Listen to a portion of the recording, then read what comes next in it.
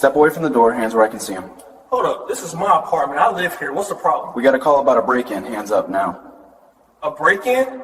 I'm the resident. Can I show you my ID from my wallet? No reaching. Hands where I can see them. How am I supposed to show you? Get on the fucking ground, now! At 7:32 p.m. on a Tuesday evening in Arlington, Virginia, the third-floor hallway of the Clarendon Heights apartment building was quiet except for the sound of keys jingling. Marcus Thompson, 41 years old, stood outside apartment 4, his own apartment where he had lived for the past 4 years, trying to unlock his door after a long day at work. His key stuck in the lock, something that had been happening for weeks. He jiggled it, pulled it out, tried again. The building manager kept promising to fix it, but hadn't gotten around to it yet. Marcus was tired, hungry, and just wanted to get inside, change out of his suit, and have dinner. He didn't know that his elderly neighbor across the hall, Mrs. Patricia Levinson, had seen him struggling with the lock and had called 911 to report what she thought was a break-in. She had moved into the building only 3 weeks ago and didn't know her neighbors yet. She saw a black man in a suit trying to force open a door, and in her mind, that meant criminal activity. What happened in the next 38 minutes would be captured by the building's hallway security cameras and by body cameras worn by 3 Arlington County police officers. It would end 2 law enforcement careers, trigger an internal investigation at the Justice Department, result in a $12.6 million settlement, and prove that even a senior attorney at the Department of Justice wasn't safe from racial profiling in his own apartment building. Before we dive deeper into this incredible story, let me know in the comments where you're watching from tonight. And if you haven't already, please hit that subscribe button, because what unfolds over the next several minutes will leave you absolutely speechless. Trust me, you won't want to miss how this plays out. Marcus Thompson had spent the last 16 years building a distinguished career at the United States Department of Justice. At 41, he was a senior trial attorney in the Civil Rights Division, specializing in police misconduct cases. He investigated and prosecuted law enforcement officers who violated citizens' constitutional rights. He had secured convictions against officers who used excessive force,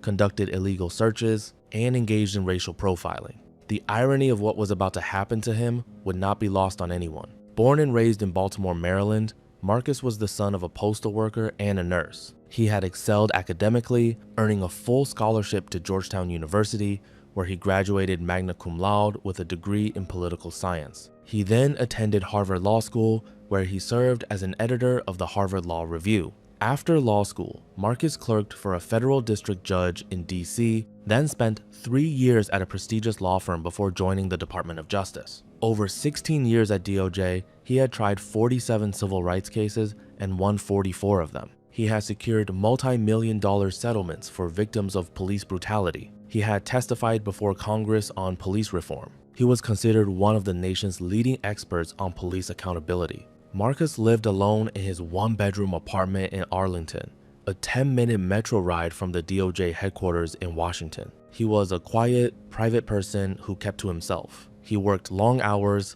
often bringing case files home to review in the evenings. His neighbors in the building barely knew him. He was the polite man who held elevator doors and nodded hello in the hallway. That Tuesday had been particularly exhausting. Marcus had been in court all day on a case involving a police department in Ohio that had systematically violated the rights of Black residents through aggressive stop and frisk policies. He had delivered his closing arguments and the case had gone to the jury. He left the courthouse at 6:45 p.m., took the metro to Arlington, stopped at a deli to grab a sandwich, and arrived at his building at 7:28 p.m. He took the elevator to the 3rd floor, walked down the hallway to apartment 312, and pulled out his keys. The lock stuck as it had been doing. He jiggled the key, applied pressure, tried to wiggle it loose. He could hear the mechanism catching but not quite turning. Across the hall, Mrs. Patricia Levinson heard the noise. She was 76 years old and had moved into apartment 3 only 3 weeks earlier after her husband passed away.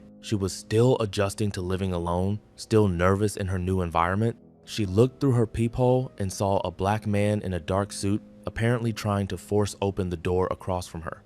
Mrs. Levinson didn't think to knock on her door and ask if everything was okay. She didn't think to call the building manager. She immediately called 911. "There's a man breaking into an apartment," she said to the dispatcher, her voice shaking. "He's trying to force the door open. He keeps jiggling the lock. I think he's trying to break in." "What's your address, ma'am?" the dispatcher asked. "Mrs." Levinson provided the address. "It's apartment 4. Please hurry. I'm scared." "Can you describe the person you're seeing?" "He's a black man, maybe 6 feet tall, wearing a dark suit. He's at the door right now. Is he armed? Do you see any weapons?" "I don't know. I can't tell. Please just send someone quickly." The dispatcher sent the call to Arlington County Police as a possible burglary in progress. 2 officers were dispatched, Officer Ryan Mitchell and Officer Kevin Barnes. Marcus finally got his key to turn. The lock clicked open. He pushed the door, stepped halfway into his apartment, then paused to pick up his mail from the floor just inside the door. He had 1 foot inside his apartment, 1 foot in the hallway, bent down reaching for the mail. That's when Officer Mitchell and Officer Barnes arrived on the 3rd floor. They came up the stairs rather than taking the elevator standard procedure for a burglary call. They wanted the element of surprise. They reached the 3rd floor and saw a black man in a suit, bent over, half inside apartment 4. In Mitchell's mind, this confirmed the 911 call. A burglary in progress. A suspect caught in the act. "Step away from the door. Hands where I can see him," Mitchell barked, his hand moving to his service weapon. Marcus stood up quickly. Why? Startled by the sudden command, he stepped back into the hallway, his hands automatically raising slightly. He was still holding his keys in one hand, his deli bag in the other. "Hold up, this is my apartment. I live here. What's the problem?" Marcus said, confusion and concern in his voice. "We got a call about a break-in. Hands up, now," Barnes said, also moving his hand to his weapon. Marcus raised his hands higher, still holding the keys and the bag. His mind, trained through 16 years of prosecuting police misconduct, immediately understood what was happening. Racial profiling, assumption based on skin color, an elderly white neighbor who saw a black man and assumed criminal activity. "A break-in? I'm the resident. Can I show you my ID from my wallet?" Marcus asked, trying to keep his voice calm despite his racing heart. "No reaching, hands where I can see them," Mitchell shouted. "How am I supposed to show you?" Marcus started to ask. "Get on the fucking ground, now," Mitchell yelled, drawing his weapon. Marcus froze. He had prosecuted enough cases to know what happened when black men didn't comply immediately with police orders, even illegal ones. He had seen the videos, read the autopsy reports, interviewed the families. He knew the stakes. He lowered himself to his knees, then to his stomach, still holding his keys in one hand. The hallway floor was hard and cold against his chest. His deli sandwich fell from the bag and rolled away. Barnes moved forward and grabbed Marcus's arms, pulling them behind his back. Handcuffs clicked around his wrists. The metal was tight, uncomfortable. "I'm Marcus Thompson," Marcus said again, his face pressed against the hallway carpet. "I'm a senior trial attorney at the Department of Justice. I work in the Civil Rights Division. This is my apartment. I have identification in my wallet. I have my lease agreement inside. I can provide references from the building manager." "Tell it to the detective," Mitchell said. "What crime am I being arrested for?" Marcus asked. "I haven't broken any laws. I am standing outside my own apartment with a key to my own door. We'll sort this out at the station," Barnes said. "Mrs." Levinson's door opened a crack. She peered out, saw the man from across the hall in handcuffs on the floor, and felt vindicated. She had been right to call. He had been trying to break in. The police had caught him. "Ma'am, are you the one who called 911? Mitchell asked. "Yes, officer. I saw him trying to force that door open. I was so frightened." "Do you know who lives in apartment 4? Marcus asked from the floor, his voice calm despite his situation. "Mrs." Levinson looked at him with suspicion. "I don't know. I just moved in 3 weeks ago." "I live in apartment 4, Marcus said. "I've lived here for 4 years. The lock sticks. I was trying to get into my own apartment." "Mrs." Levinson looked uncertain for the first time. "Officer, you can verify this very easily," Marcus continued. "Call the building manager. His name is David Rodriguez. His number is on the directory in the lobby. He can confirm I'm the resident of this apartment." Mitchell hesitated. Something about the situation was starting to feel wrong. The man was too calm, too articulate, too specific with his information, and he was wearing a suit and tie, not exactly typical burglar attire. "Barnes, call the building manager," Mitchell said. Barnes pulled out his phone and went down to the lobby to find the directory. He called the number for David Rodriguez. Rodriguez answered on the 3rd ring. "Hello? This is Officer Barnes with Arlington County Police. I'm at Clarendon Heights Apartments. Can you tell me who lives in apartment 4? 4? That's Marcus Thompson. Nice guy. Works for the government. He's lived there for about 4 years. Is something wrong? Barnes felt his stomach drop.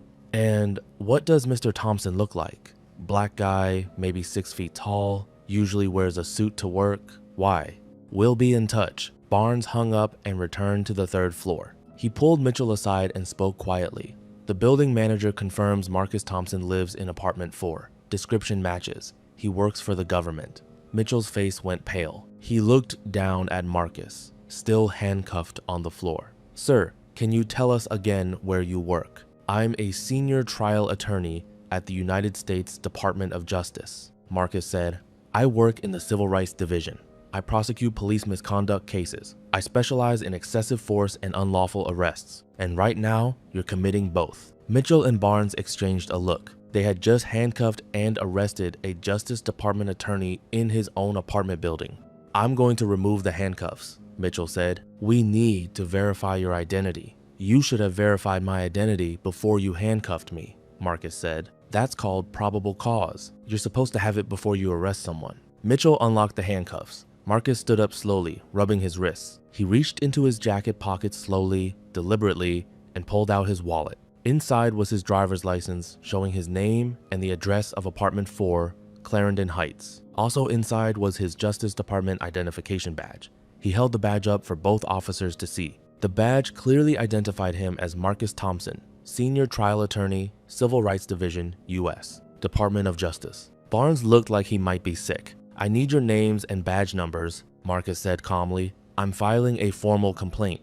I'm also reporting this incident to my supervisors at DOJ, and I'm pursuing a civil rights lawsuit for unlawful arrest, excessive force, and false imprisonment. Sir, we were responding to a 911 call, Mitchell began. I understand that, Marcus interrupted. But responding to a call doesn't mean you can arrest someone without probable cause. I was standing at my own door with a key. I identified myself.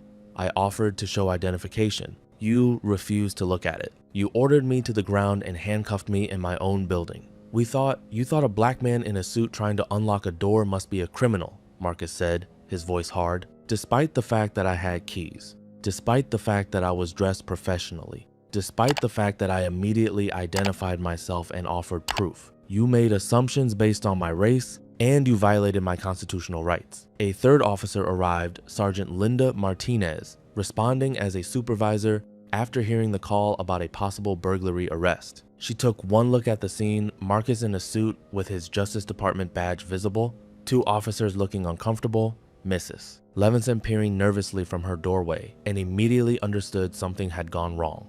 What's the situation here? Martinez asked. Marcus explained what had happened. He showed his identification. He described being ordered to the ground and handcuffed, despite identifying himself and offering to provide proof of residency. Martinez turned to Mitchell and Barnes. Did you verify his identity before detaining him? We were responding to a burglary call, Mitchell said.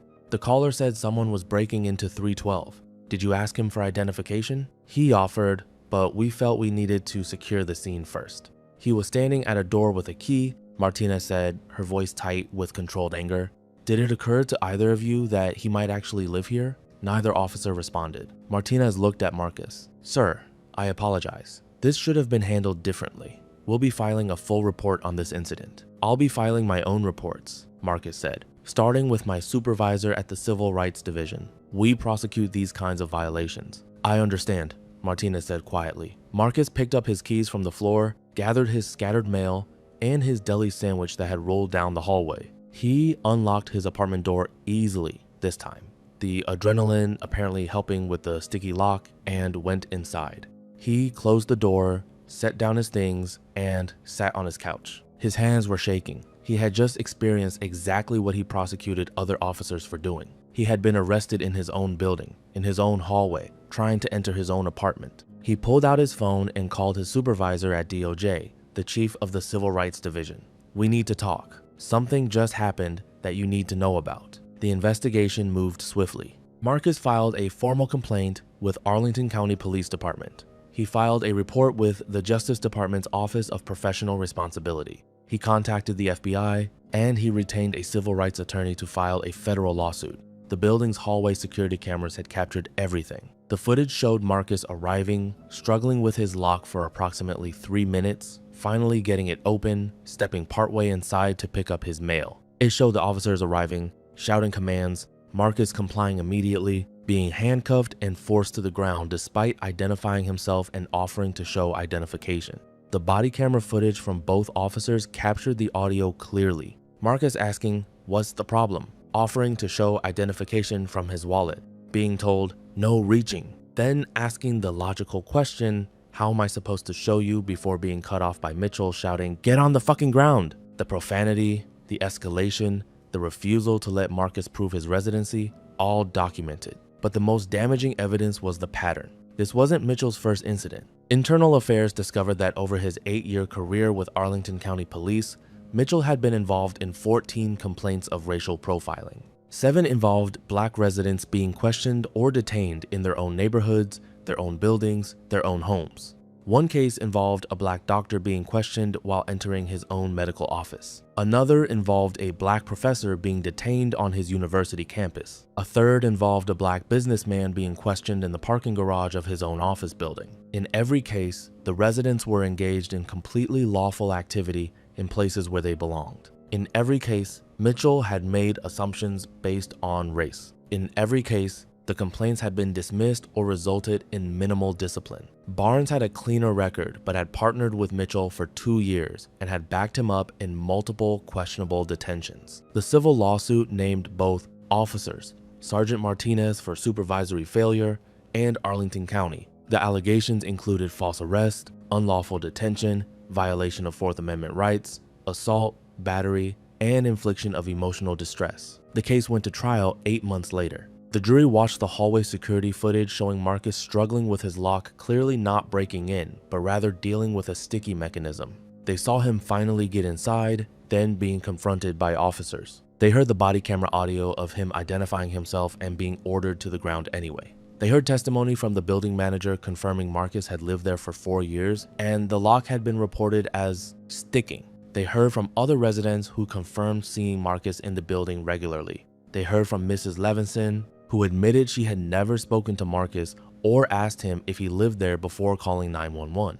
They heard from police training experts who testified that the officers should have allowed Marcus to show identification when he specifically offered to get his ID from his wallet. They heard testimony that Mitchell's use of profanity shouting, "Get on the fucking ground," showed he had lost professional composure and was escalating rather than de-escalating the situation. They heard from constitutional law professors who explained that having a key to a door is evidence of lawful presence, not criminal activity. And they heard from Marcus himself, who described the humiliation of being handcuffed in his own building, in front of his neighbors, by officers who refused to let him prove he lived there. He described asking if he could show his ID from his wallet, a reasonable request, and being told no reaching. He described trying to ask the logical question of how he was supposed to prove his identity if he couldn't reach for his wallet, only to be cut off mid-sentence by an officer screaming profanities and ordering him to the ground. He described the fear of knowing that one wrong move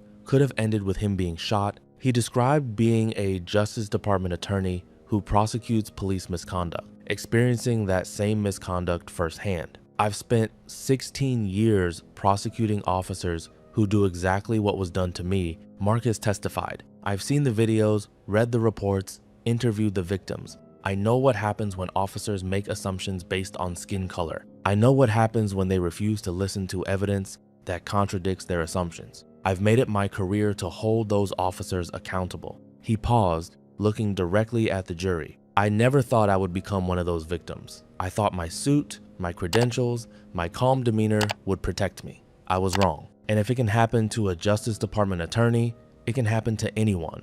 The jury deliberated for 6 hours. They found in Marcus's favor on all counts. The damages awarded were $12.6 million, one of the largest civil rights verdicts in Arlington County history. Officer Mitchell was terminated from the Arlington County Police Department. His law enforcement certification was revoked. He would never work in law enforcement again. Officer Barnes received a 30-day suspension and was required to complete extensive retraining on constitutional rights and implicit bias. He was removed from patrol and assigned to administrative duties. Sergeant Martinez received a written reprimand for failing to properly supervise officers with patterns of complaints. But the consequences extended beyond individual officers. Arlington County implemented new policies requiring officers to attempt verbal identification and voluntary compliance before using force or making arrests in non-violent situations. Officers responding to burglary calls had to attempt to verify residency before detaining anyone found at the scene.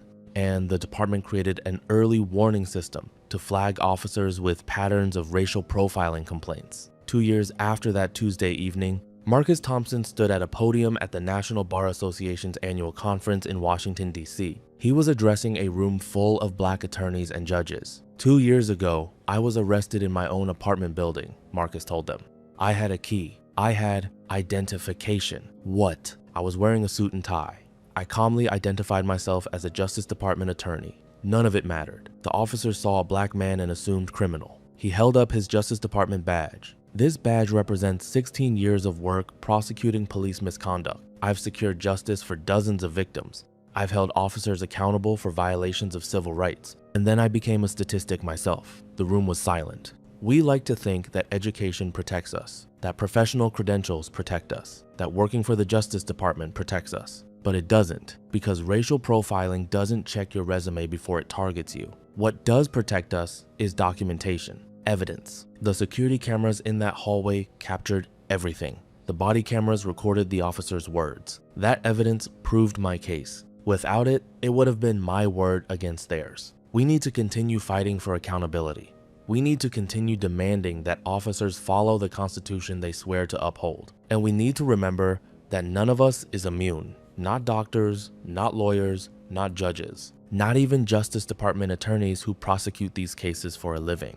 The applause was long and emotional. Marcus returned to his work at the Civil Rights Division. He continued prosecuting police misconduct cases with renewed focus and personal understanding. But he also became an advocate for policy changes, body cameras, civilian review boards, early warning systems for officers with patterns of complaints. He still lives in apartment 4 at Clarendon Heights. The building manager finally fixed the sticky lock. Mrs. Levinson apologized to him 6 months after the incident, admitting she had made assumptions without knowing him. They occasionally chat in the hallway now, and she always greets him by name. But every time Marcus comes home from work, every time he unlocks his apartment door, he remembers that Tuesday evening. The shouting, the guns drawn, the cold floor against his face, the handcuffs, the knowledge that being right, having proof, identifying himself, didn't protect him. He keeps his Justice Department badge in his wallet at all times now.